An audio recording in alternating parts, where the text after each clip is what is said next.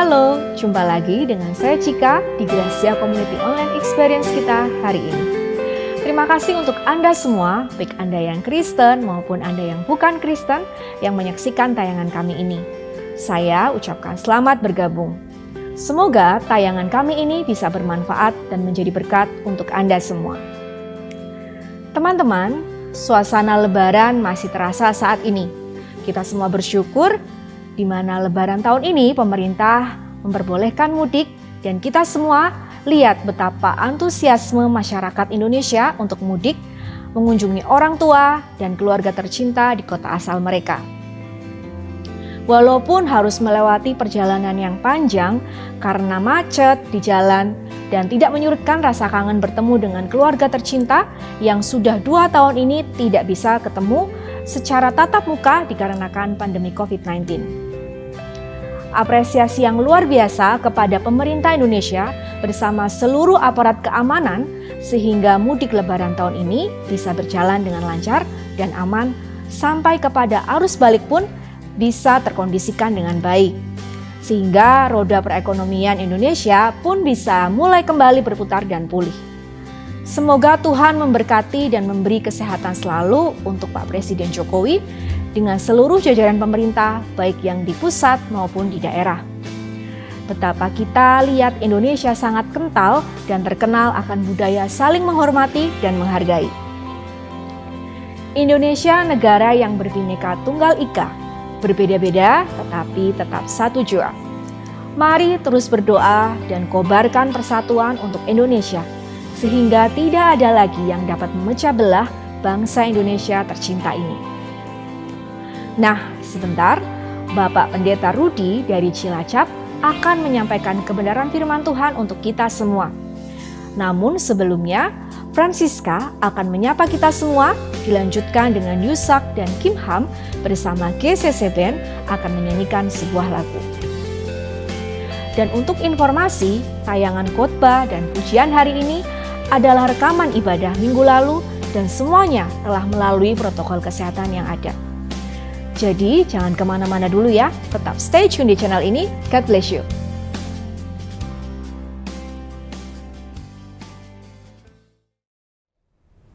Kim Ji-hoon merupakan aktor dan model yang berasal dari Korea Selatan. Kesendirian dan penolakan yang dialaminya membuatnya untuk memutuskan mengakhiri hidupnya. Bapak Ibu Saudara, ketika kita menghadapi tantangan hidup, kita gampang sekali tawar hati. Misalnya, ketika kita mengalami penolakan dari orang-orang sekitar kita, atau ketika kita memiliki beban yang berat yang ditanggung, atau ketika kita merasa permasalahan dalam hidup kita tidak selesai-selesai, kita akan sangat gampang sekali merasa kecewa, patah semangat, bahkan hilang pengharapan.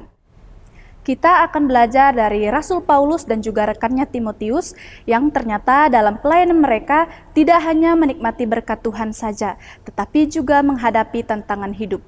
Salah satunya mereka difitnah sebagai pengajar-pengajar palsu. Yang menariknya adalah Paulus tidak tawar hati, melainkan mereka tetap semangat dalam melayani Tuhan. Bagaimana caranya kita tidak tawar hati dalam menghadapi sulitnya hidup ini? Mari kita baca bersama-sama dalam 2 Korintus pasal 4 ayat 1. Oleh kemurahan Allah kami telah menerima pelayanan ini, karena itu kami tidak tawar hati. Satu tips yang Paulus berikan kepada kita pada malam hari ini adalah bagaimana caranya kita tidak mengalami tawar hati dalam menghadapi permasalahan hidup, yaitu mengalami kemurahan Allah. Saat kita mengalami pergumulan hidup, mari kita mengingat kemurahan Allah yang telah kita terima. Apa saja kemurahan Allah yang bisa kita alami dalam hidup ini? Misalnya, ketika kita bangun pagi, kita masih memiliki kaki yang bisa berdiri tegak, atau kita memiliki mata yang masih bisa dibuka, telinga yang masih bisa mendengar, itu semua karena kemurahan Allah. Arthur Rubinstein, seorang pianis terkenal di usia mudanya. Ia merayakan ulang tahunnya yang ke-90. Seorang jurnalis bertanya kepadanya tentang bagaimana rasanya menjadi seorang yang berusia 90 tahun. Arthur menjawab bahwa ulang tahun yang ke-90 itu tidak ada bedanya dengan hari-hari lain. Dengan gembira, Arthur menjelaskan bahwa setiap bangun tidur pada pagi hari sepanjang dalam hidupnya, Arthur menganggap itu adalah hari kelahirannya. Oleh karena itu, Atur menganggap dirinya sudah melewati 365 hari dalam setahun dikali 90 usianya pada saat itu sama dengan 32.850 hari ulang tahun sepanjang hidupnya. Karena bagi Atur sendiri, setiap hari merupakan karunia dan kemurahan Allah dalam hidupnya yang patut ia syukuri. Jadi, dalam 1 minggu ke depan, bagaimana supaya kita tidak tawar hati? Mari kita hitung kemurahan Tuhan dalam 1 hari yang kita nikmati. Tuhan Yesus memberkati. Mari saya undang kita semua bangkit berdiri. Kita mau naikkan pujian syukur yang terbaik untuk Tuhan Allah kita.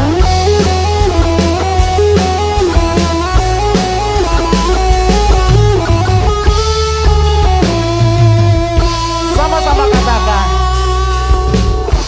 Tuhanlah kekuatan dan mazmurku, Dia gunung batu dan keselamatanku. Hanya padamu hatiku percaya. Engkaulah menara dan kota perlindungan kami. Dan kota perlindungan. Sama-sama angkat tangan kita. Ku mau selalu bersyukur sebab cintamu padaku takkan pernah berubah. Hatiku percaya walau bumi bergoncang, gunung-gunung beranjak, namun kasih setiamu tak pergi dariku. Kami mau selalu memuji memuliakan namamu, sebab kasih setiamu yang tidak pernah berubah. Tuhanlah kekuatan dan mazmurku, Ya gunung batu dan keselamatanku. Hanya padamu hatiku percaya. Kaulah menara dan kota perlindungan kami. Kota perlindungan. Angkat tangan kita Bapak Ibu. Ku mau selalu bersyukur sebab cintamu padaku takkan pernah berubah. Hatiku percaya walau bumi bergoncang, gunung-gunung beranjak, namun kasih setiamu tak pergi dariku. Sekali lagi ya, kita naikkan pujian ini dari awal. Tuhan, kekuatan di hidupku. Tuhanlah kekuatan dan mazmurku, Ya gunung batu dan keselamatanku. Hanya padamu hatiku percaya. Kaulah menara dan kota perlindungan. Mari angkat tangan kita naikkan syukur pada Tuhan. Ku mau selalu bersyukur sebab cintamu padaku takkan pernah berubah. Hatiku percaya walau bumi bergoncang, gunung-gunung beranjak, namun kasih setiamu tak pergi dariku.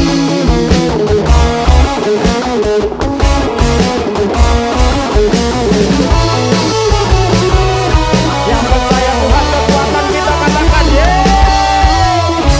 Haleluya.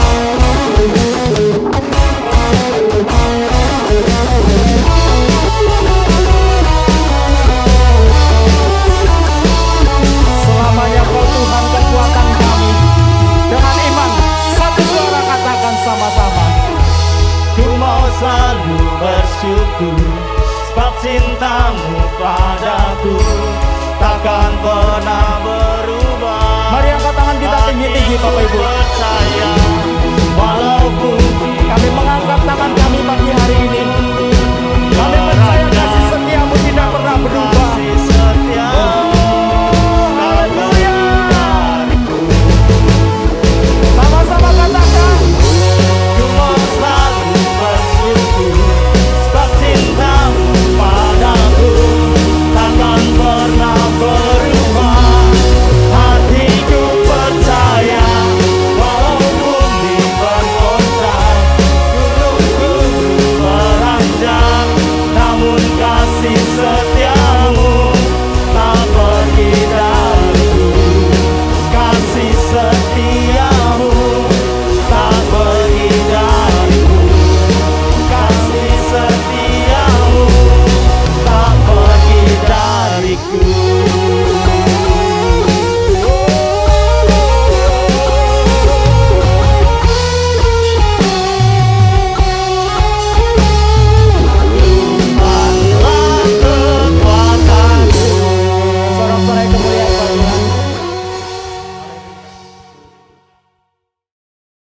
Selamat pagi Bapak Ibu dan Saudaraku yang dikasihi Tuhan. Salam.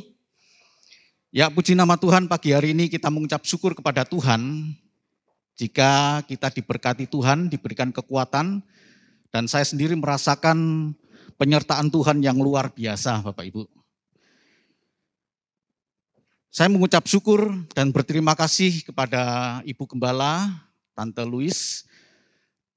Demikian juga dengan Bapak Yason sebagai Gembala di tempat ini. Saya mengucapkan terima kasih, demikian juga dengan para majelis dan Bapak Ibu sidang jemaat di tempat ini yang memberikan kepercayaan kepada saya untuk menyampaikan kebenaran firman Tuhan.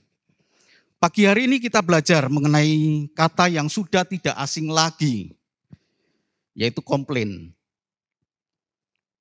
Ketika Bapak Ibu mengalami keadaan-keadaan yang tidak baik, entah itu orang dekat kita, teman, saudara, kemudian berkata, komplain aja. Gitu. Hari ini kita belajar. Apa kata Alkitab mengenai hal ini? Kita buka di dalam Amsal 24 ayat yang ke-16. Saya bacakan. Sebab 7 kali orang benar jatuh, namun ia bangun kembali. Tetapi orang fasik akan roboh dalam bencana. Amin.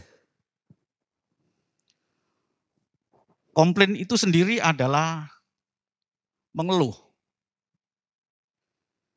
atau mengadu. Bisa dilakukan oleh orang benar ataupun orang fasik. Semua bisa ngalami. Semua bisa melakukan hal ini. Dan kita akhir-akhir ini, di dalam situasi mudik ini kita boleh melihat orang mengeluh, orang komplain. Terakhir kita melihat ada seorang yang naik Alphard, ya, mobil mewah, kemudian dalam kemacetan dia buka pintu jendelanya dan kemudian dia berkata dengan kata-kata yang kasar, saya sudah batin gitu ya, sudah dalam hati, ujung-ujungnya minta maaf. Ya, karena kita itu nggak bisa lepas dari pantauan CCTV itu. Atau kamera, hati-hati Bapak Ibu ya. Pergi kemana saja jangan pernah melakukan hal yang semacam itu.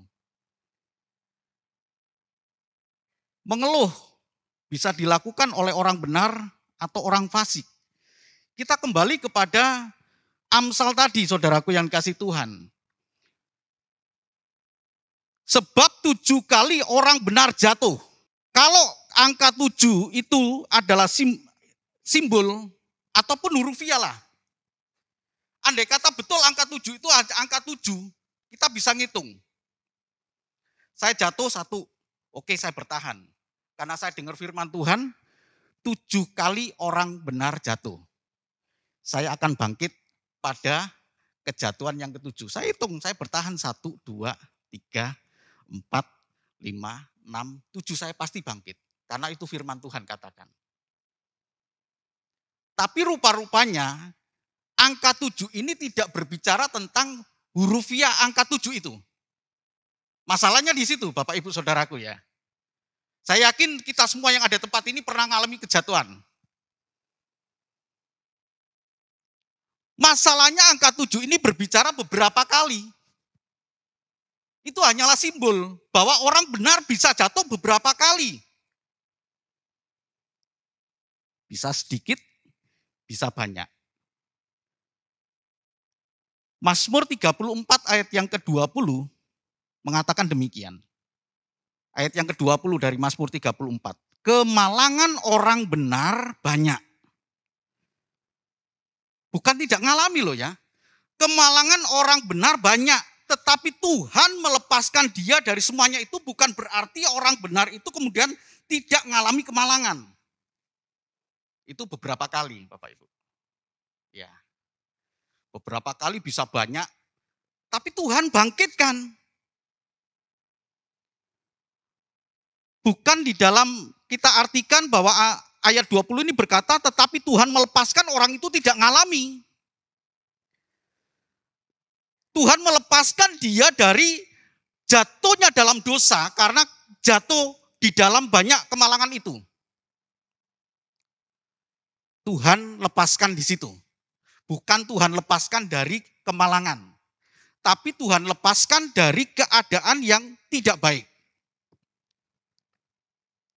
Seperti dikatakan di dalam Amsal tadi, Amsal 24 ayat yang ke-16. 7 kali orang benar jatuh, namun ia bangun kembali. Artinya sebanyak 7 kali dia jatuh, sebanyak 7 kali pula dia bangun kembali. Kemarin saya minggu yang lalu ya punya pengalaman. Ada jemaat di Kampung Laut, di Karanganyar, itu divonis tumor. Kemudian kami datang, kami berdoa sebelum operasi itu. Karena mau dioperasi. Kita memang sebagai orang percaya kan pasti mengharapkan mujizat Tuhan. Kalau bisa jangan operasi tapi mujizat Tuhan terjadi gitu ya. Tapi kan kita diajar untuk tunduk di dalam otoritas Tuhan. Dan kemudian saya katakan dalam doa itu, Tuhan buat yang terbaik. Tuhan sertai operasi itu. Jika memang Tuhan izinkan operasi itu ada, terjadi. Dan operasi itu kemudian terjadi, bukan hanya tumor ternyata yang ditemukan. Rasa sakit yang selama ini dia alami, ini jemaat setia Bapak Ibu ya, kalau ke gereja itu naik perahu. Naik perahu, hampir tiap minggu datang ke gereja. Dalam keadaan sakit terakhir pun, waktu saya pelayanan di Kampung Laut itu di Laces itu dia datang. Dalam keadaan sakit. Sakit Pak. Setelah dioperasi ternyata ditemukan oleh dokter usus buntu yang sudah bernanah. Namanya orang Jawa ya Bapak Ibu ya. Gimana? Untung. Untung nggak pecah. Untung. Kan Bapak Ibu pernah kesandung kan? Untung cuma jari jempol. Bapak Ibu jatuh kejeduk. Untung baru sini. Coba kalau jedukin. Masih banyak untungnya. Akhirnya dioperasi 2.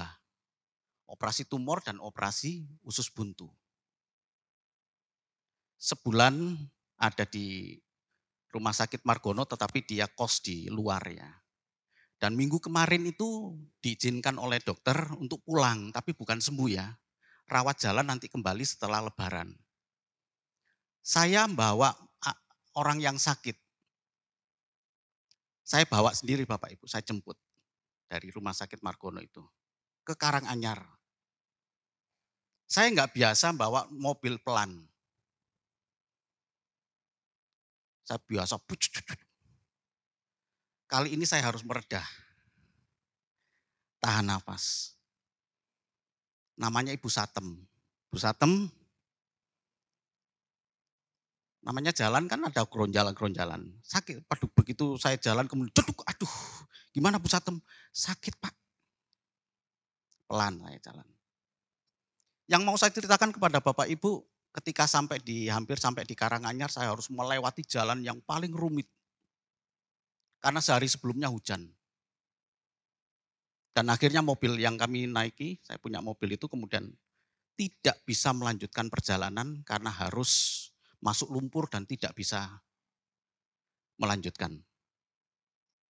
Hari sudah sore kira-kira jam 4 gitu, sudah sore, mendung, saya takut hujan.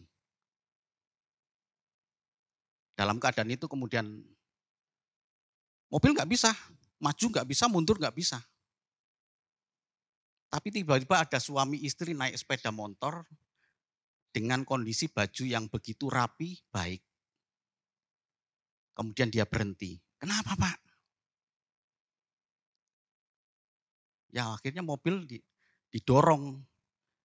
Kami ada 2 laki-laki dorong mobil masih belum kuat. Dibantu dengan orang yang tidak saya kenal ini. Ibu itu pakai jilbab. Tapi suaminya kemudian ikut dorong. Akhirnya bisa. Baju yang tadinya rapi penuh dengan lumpur. Saya katakan, aduh Pak, gimana Pak ya? Enggak apa-apa. Yang penting Bapak sudah bisa jalan lagi. Tapi Pak, kalau bisa jangan sampai terus ke sana. Berhenti aja sampai di sini. Di sana jauh lebih parah. Kami berhenti. Lalu bagaimana dengan Ibu Satem ini? Samping itu sungai yang menuju ke laut. Kami coba cegat perahu, tapi tidak bisa. Kami coba telepon saudaranya, tidak juga bisa. Lama sekitar jam 5 itu, 1 jam itu kemudian suaminya bisa dihubungi. Tolong dijemput. Kami berada di sini dan akhirnya dengan perahu yang sangat kecil, Ibu Satem ini kemudian dipindahkan dengan seluruh barang-barang yang ada di mobil saya yang begitu banyak karena dia ditunggu oleh 2 orang selama sakit sebulan itu. Mengeluhkah kita? Komplain enggak kita? Tuhan kenapa enggak Tuhan tolong ya? Padahal dari tempat kejadian mobil itu sampai ke rumahnya itu enggak terlalu jauh. Kira-kira 3 kilo loh. Tapi itu hancur lebur ya Bapak Ibu. Kita diajar di sini. Jangan sampai kita jatuh di dalam bencana. Orang fasik mengalami juga yang sama. Dikatakan di dalam Amsal 24 tadi, orang fasik mengalami yang sama. Dia jatuh seperti orang benar, tetapi dia jatuh dalam bencana. Seandainya angka 7 itu berbicara angka sempurna, karena dalam Alkitab angka itu ada simbol-simbolnya Bapak Ibu. Angka 10, angka genap. Andai kata angka 7 itu adalah angka sempurna, maka kemungkinan besar Bapak Ibu, saudaraku yang kasih Tuhan adalah orang benar akan mengalami kemalangan sempurna. Sempurna itu yang bagaimana? Sudah terjerebat sampai ke paling dasar. Daud berkata, Bapak Ibu, musuhku itu banyak, kata Daud. Yang dimaksud oleh musuh, Daud berkata, begitu banyak musuhku. Itu adalah orang-orang dekat yang mengkhianati Daud. Bukan orang jauh. Saul sebagai mertua, dia ingin membunuh Daud. Absalom sebagai anak, dia ingin menyaingi Daud menjadi raja. Bukan hanya itu saja, penasehat Daud yang diandalkan Ahitofel kemudian berpihak kepada Absalom. Yoab demikian juga sebagai panglima. Sehingga Daud berkata, musuhku banyak. Itu keadaan yang sempurna. Bapak Ibu bisa ngalami keadaan-keadaan semacam ini.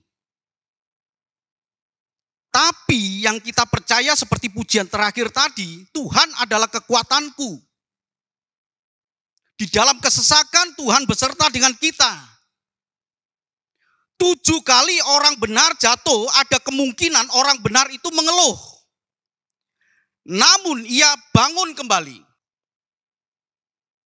Komplain atau keluhan atau mengeluhnya orang benar itu adalah mempertahankan sikap hidup benarnya dalam segala kesukaran yang dihadapi.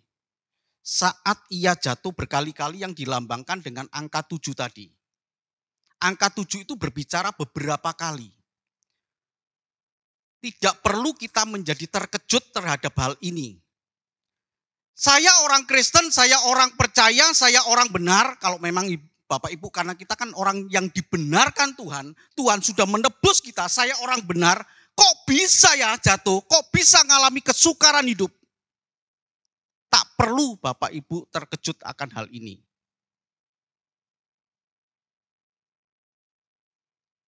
Saya juga capek Bapak Ibu.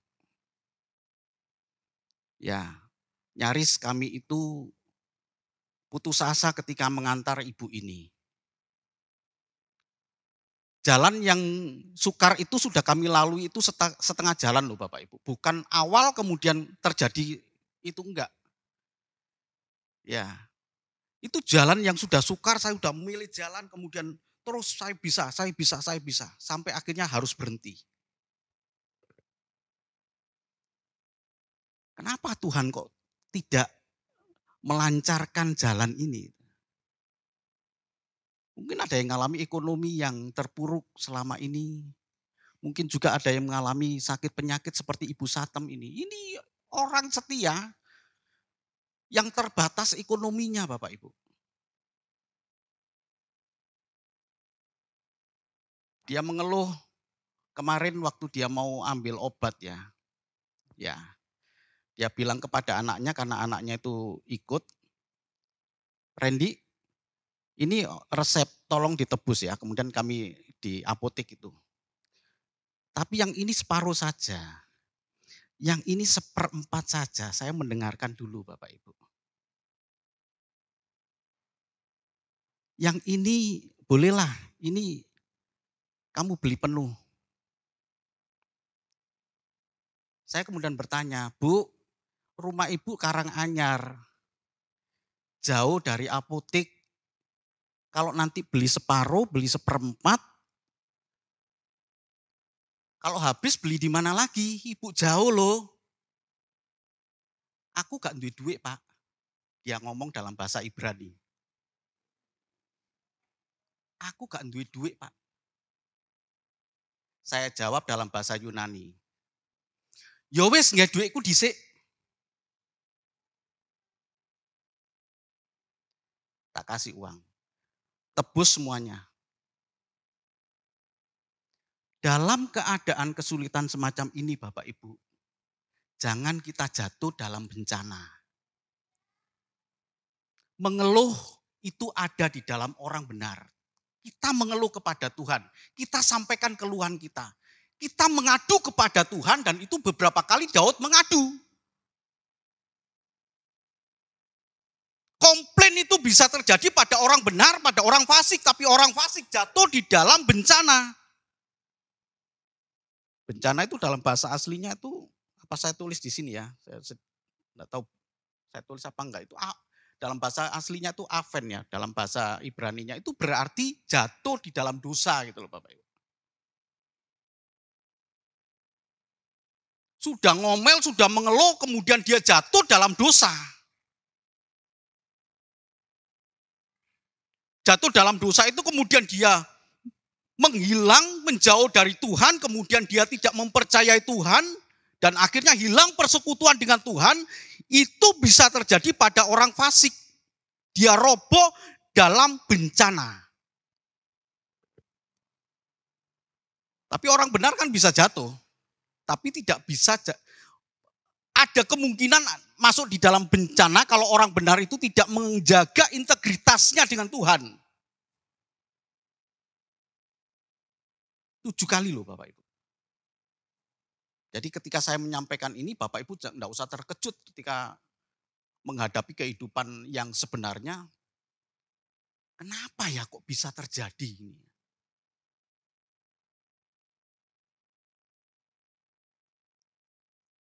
Tuhan di dalam Mazmur tadi berkata, melepaskan semuanya itu, melepaskan kita dari bencana itu. Orang benar bisa jatuh, tapi dia bangun kembali. Orang benar bisa jatuh, ya ini aven ya, bencana lebih tepat berubah menjadi kejahatan, kelaliman, berkhianat. Ngalami hal yang sama loh Bapak Ibu. Jadi kalau mau diartikan, 7 kali orang benar jatuh, 7 kali orang fasik jatuh. Tapi orang fasik jatuh di dalam bencana, orang benar bangkit kembali. Setiap kali jatuh bangkit kembali. Jatuhnya orang benar itu bisa karena demikian Bapak Ibu. Perkara mengalah dia. Aku benar. Tapi harus mengalah. Kalau orang benar kemudian dia dipersalahkan dan dia kemudian mengalah, itu keadaan yang paling tidak enak Bapak Ibu. Mungkin itu yang dimaksud dengan 7 sempurna itu ya. Jatuh tapi saya kemudian mengalah. Waduh, itu menahan dorongan emosi kita untuk membangkit, untuk marah, untuk membalas apa yang jahat. Tapi mengalah, sekalipun benar dan sempat kehilangan sukacita, tetapi bangkit dan pulih dalam sukacita yang baru.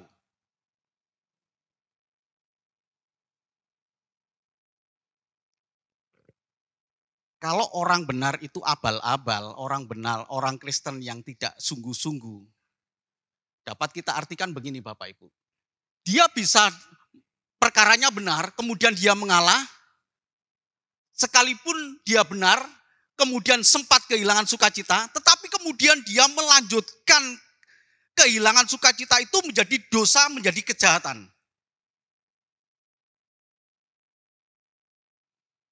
Ada di sini? Enggak ada lah.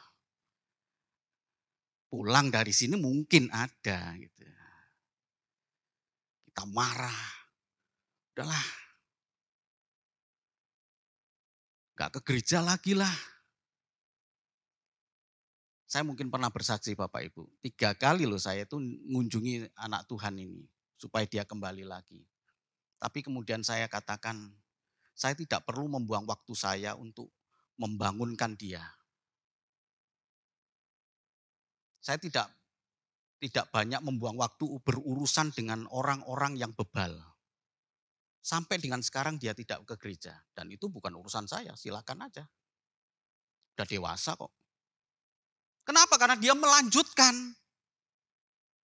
Ya, sukacita dia hilang kemudian dia lanjutkan. Tapi kalau kita betul-betul menghayati, betul-betul merasakan aku orang benar. Gitu. Sekalipun dalam posisi benar, kemudian kita dalam satu perkara, kemudian kita harus mengalah. Kita kehilangan kekuatan, kita kehilangan sukacita. Tapi kemudian kita itu bisa balik gitu loh. Ini 7 kali. 7 kali orang benar jatuh. Bisa juga orang benar itu jatuh di dalam hidup yang gagal, rugi, sakit, tertekan, hilang kekuatan. Tetapi dipulihkan Allah dalam pengharapan ada kekuatan yang baru. Amin Bapak Ibu. Tuhan kita dahsyat. Amin Bapak Ibu. Tuhan kita hebat, Tuhan kita luar biasa. Pembuktian bahwa kita ini melekat di dalam Tuhan itu dibuktikan bukan dalam keadaan baik. Kita mungkin harus mencatat dengan tebal gitu ya di dalam pikiran kita. Pembuktian bahwa kita ini ada di dalam Tuhan bukan dibuktikan dalam keadaan baik. Sekalipun dalam keadaan baik itu bisa membuat kita jatuh. Gak sedikit orang Kristen yang dulunya tidak diberkati Tuhan. Sebelum dia diberkati Tuhan, waduh doanya luar biasa. Tapi begitu diberkati. Kemudian dia bisa meninggalkan Tuhan. Karena dia terlena untuk menikmati berkat. Bisa jatuh, bisa rugi. Tuhan tidak berjanji Bapak Ibu tidak bisa rugi loh. Bisa ngalami gagal. Bisa ngalami rugi, bisa ngalami sakit, bisa ngalami tertekan. Bisa ngalami kehilangan kekuatan. Tapi bangun kembali. Itu orang benar. Indikasi orang benar ketika dia mengalami kejatuhan, dia bangkit kembali dan tidak jatuh dalam bencana atau apa tadi? Aven. Hidup dalam dosa karena kegagalan. Amsal 24 ayat yang ke-6, orang fasik akan roboh. Aven tadi ya. Saya mempelajari Ayub ini Bapak Ibu, saya yakin dan percaya kita semua tahu cerita Ayub. Bagaimana dia jatuh di dalam penderitaan yang luar biasa. Karena Allah melepaskan, mencabut perlindungannya. Allah ingin membuktikan kepada si iblis itu bahwa Ayub Orang yang di pihak Allah, seperti seorang petinju, itu Allah itu pelatih dan kemudian petinjunya itu adalah Ayub. Ingin dilepaskan bahwa Allah punya keyakinan kepada Ayub, Ayub menang. Tapi coba kita lihat peristiwa Ayub ini. Ayub dalam keluhan. Ayub 10 ayat yang ke-1 dan ke-2. Kita coba lihat Bapak Ibu. Apakah maksud Allah dengan penderitaan? Ayat 1 berkata, aku telah bosan hidup. Aku hendak melampiaskan keluhanku. Aku hendak berbicara dalam kepahitan jiwaku. Aku akan berkata kepada Allah, jangan mempersalahkan aku. Beritahukanlah aku, mengapa engkau berperkara dengan aku. Suatu hari Ayub kehilangan anak-anaknya. Dan mungkin itu masih bisa diterima oleh Ayub. Mungkin masih bisa diterima. Sebab Ayub setiap hari dia berdoa, mempersembahkan korban untuk anak-anaknya yang tidak tahu diri. Sehingga ketika musibah itu terjadi, Ayub masih bisa menerima keadaan. Ayub kehilangan harta bendanya. Ayub masih kuat. Tuhan yang memberi, Tuhan yang mengambil. Ini kan kata-kata yang sering dipakai untuk pemakaman ya. Tapi kalau dalam kehidupan sehari-hari kita, kemudian Bapak Ibu bisa nggak berkata ketika kehilangan sesuatu yang Bapak Ibu suka, dan Bapak Ibu kemudian berkata, Tuhan yang memberi, Tuhan yang mengambil, terpujilah nama Tuhan. Tapi ketika bara itu bisul-bisul itu ya, penyakit yang busuk di seluruh tubuh Ayub itu kemudian menyerang dari ujung kepala sampai dengan ujung kaki.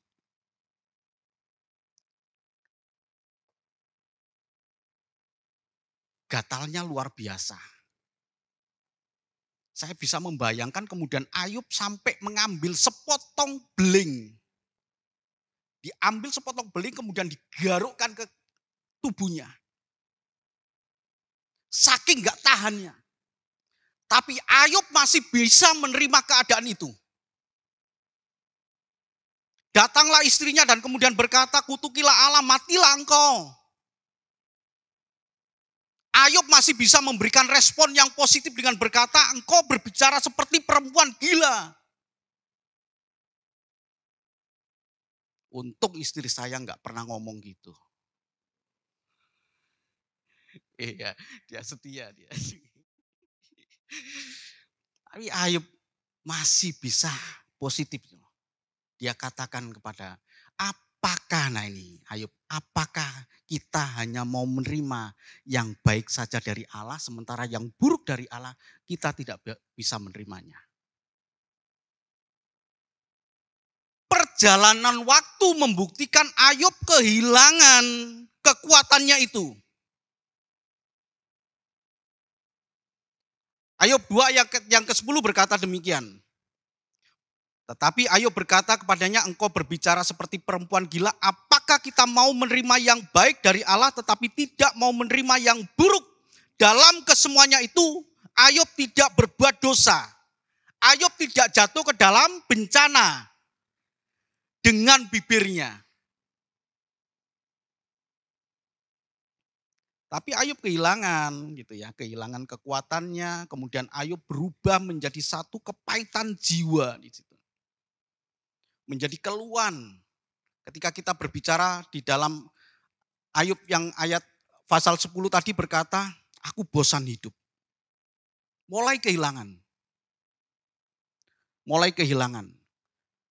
Sampai Ayub 30 ayat yang ke-21 saya bacakan buat Bapak Ibu ya. Ayub 30 ayat 21 berkata demikian. Engkau menjadi kejam terhadap aku. Engkau memusuhi aku dengan kekuatan tanganmu. Mulai itu kehilangan. Tapi Ayub tidak jatuh di dalam bencana.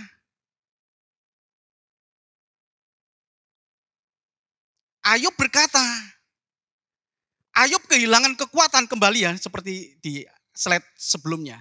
Kita lihat Bapak Ibu ya. Kita lihat di sini. Ayub kehilangan kekuatan di sini. Dengan berjalannya waktu yang tadi dipunya oleh Ayub, apakah kita hanya menerima yang baik dari Allah sementara yang buruk tidak kita terima? Ayub kemudian kehilangan di situ. Engkau menjadi kejam kepadaku. Tapi Ayub tidak membiarkan kekuatannya ini hilang, dan Ayub kemudian berkata, aku cabut seluruh perkataanku itu. Ayub 42 itu.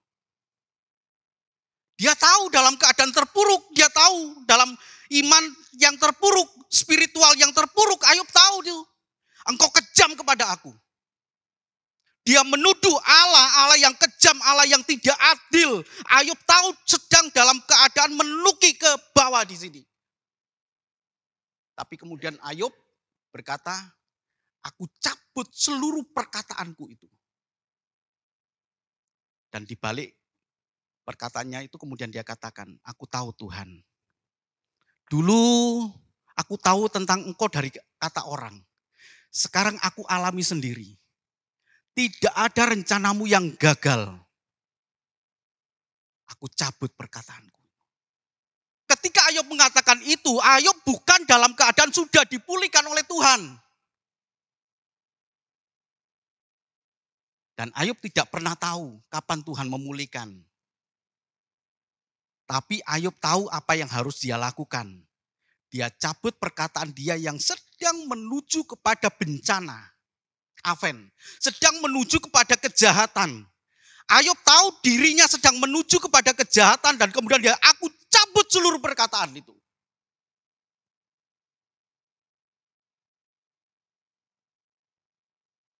Usaha Ayub untuk mencari jawaban tentang kesusahan hidup. Dan kemudian dia sadar bahwa Tuhan itu ada di pihak Ayub. Nah Bapak Ibu Saudaraku yang kasih Tuhan, keluhan bisa terjadi pada orang benar ketika kita melihat kesalahan model ganjaran. Coba ya. Kita tuh merasa seperti tertukar. Kenapa orang benar itu bisa mengeluh? Karena kita merasakan seperti di dalam Pengkhotbah 8 ayat yang ke-14. Ada suatu kesia-siaan yang terjadi di atas bumi. Ada orang benar yang menerima ganjaran yang layak untuk perbuatan orang fasik. Dan ada orang fasik yang menerima pahala yang layak untuk perbuatan orang benar. Aku berkata, ini pun sia-sia. Kita bisa jatuh dalam komplain yang kemudian menuju kepada kejahatan Bapak Ibu. Ketika kita membiarkan iri hati ini bertumbuh dalam hati kita. Kita melihat orang benar ngalami ganjaran orang fasik. Pasti kita akan berkata begini. Mudah-mudahan pikiran Bapak Ibu sama dengan pikiran saya. Orang benar itu ya pantasnya ya menerima ganjaran orang benar. Tapi kenapa ganjaran orang benar ini beralih kepada orang fasik, sementara orang benar mengalami ganjaran orang fasik? Ini pun sia-sia. Arti sia-sia itu selama dalam dunia ini, semuanya itu bisa terjadi Bapak Ibu. Dan nggak perlu kita terkejut akan hal itu. Tak perlu kita terkejut. Alkitab sudah menyatakan kok. Jadi kalau Bapak Ibu setia dan kemudian kita melihat orang benar yang orang-orang yang tidak benar itu kemudian mengalami pahala yang semestinya saya terima. Harusnya saya loh yang terima keberuntungan, harusnya saya. Bukan kesialan. Tapi kenapa kesialan terjadi pada orang benar, sementara orang fasik mengalami ganjaran orang benar. Dan itu ada kemungkinan orang benar komplain. Jangan biarkan iri hati dalam keadaan semacam ini bertumbuh dalam hati kita Bapak Ibu. Jadi pertentangan antara iman dan kenyataan ini yang sering terjadi seperti yang sudah saya katakan tadi Bapak Ibu. Dalam 2 Korintus 4 ayat 7 sampai dengan 9 ini, orang benar ditindas tetapi tidak terjepit. Orang benar habis akal tapi tidak putus asa. Dia dianiaya tetapi tidak ditinggal sendirian. Dia dihempaskan tapi tidak binasa. Dan ternyata kuncinya satu. Supaya Bapak Ibu kuat di dalam Tuhan. Dan tidak membawa komplain yang bisa terjadi dalam hidup orang benar menjadi dosa, menjadi kejahatan, menjadi kelaliman. Menjadi hal-hal yang tidak berkenan di hadapan Tuhan. 2 Korintus 4 ayat 7 sampai dengan 9 ini kuncinya hanya satu Bapak Ibu. Membawa kematian Kristus dalam kehidupan kita supaya kehidupan Kristus itu nyata di dalam kehidupan kita. Amin Bapak Ibu. Kita ingat akan kasih Tuhan yang begitu besar. Pada waktu kita dosa, Tuhan sudah berbuat mengasihi kita. Pada waktu kita dibenarkan, tidak mungkin Tuhan tinggalkan kita. Sekalipun kemalangan orang benar itu banyak. Tuhan memberkati.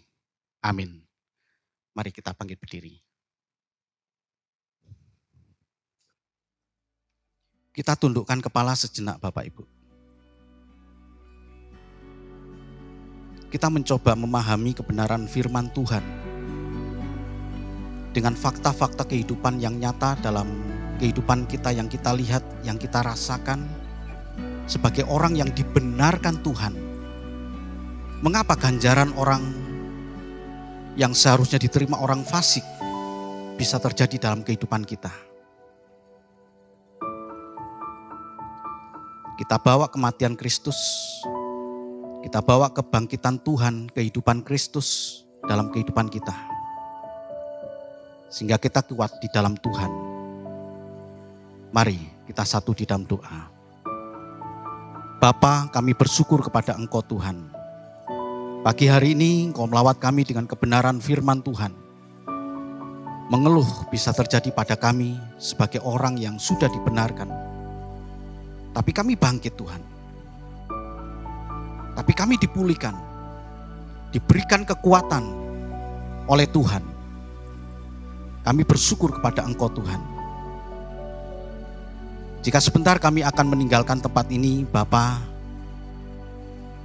sebagaimana kami datang di dalam berkat Tuhan, kami pulang di dalam berkat Tuhan yang lebih lagi karena hari ini Tuhan melawat kami dengan kebenaran firman-Mu Tuhan. Bapak, Ibu, dan saudaraku yang sangat dikasihi Tuhan, mari kita angkat tangan kita. Terimalah berkat dan anugerah dari Allah Bapa di surga. Kasih dan cinta Tuhan kita Yesus Kristus, anaknya yang tunggal, dan penghiburan kekuatan dari kuasa Roh Kudus menyertai kita mulai saat ini, esok, bahkan sampai Maranatha Tuhan Yesus datang menjemput kita. Dia Allah yang setia. Dia Allah yang memberkati kita. Dia Allah yang melindungi kita daripada yang jahat. Dia juga Allah yang menyinari kita dengan wajah-Nya dan memberikan kepada kita kasih karunia. Dia Allah yang menghadapkan wajah-Nya dan memberikan kepada kita damai sejahtera. Kami terima segala berkat ini Tuhan dengan ucapan syukur. Hanya di dalam satu nama yang kami kasihi, yaitu dalam nama Tuhan Yesus Kristus, Juru Selamat kami sudah berdoa. Amin.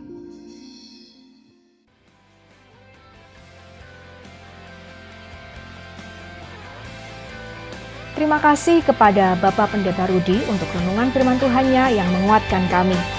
Serta semua rekan tim GCC Purwokerto, Anda semua luar biasa dan salam kompak selalu. Terima kasih juga untuk Bapak dan Ibu dan teman-teman semua yang telah dengan setia dalam memberi persembahan sehingga program GCC Purwokerto bisa berjalan dengan baik dan bisa menjadi reflektor terang Tuhan.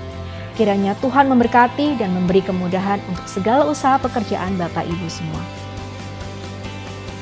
Selanjutnya, Bapak dan Ibu yang akan memberikan persembahan bisa langsung ke kotak persembahan yang ada di gereja, bertemu dengan pekerja di gereja, atau Bapak Ibu bisa langsung mentransfer ke nomor rekening gereja yang tertera di layar Anda. Teman-teman, mari tetap patuhi protokol kesehatan yang ada, yaitu dengan menggunakan masker saat keluar rumah, mencuci tangan dengan sabun, dan hindari kerumunan. Lindungi diri Anda, keluarga, dan Indonesia. Saya Cika, sampai jumpa di online experience Jumat depan. Salam sehat, Tuhan Yesus memberkati.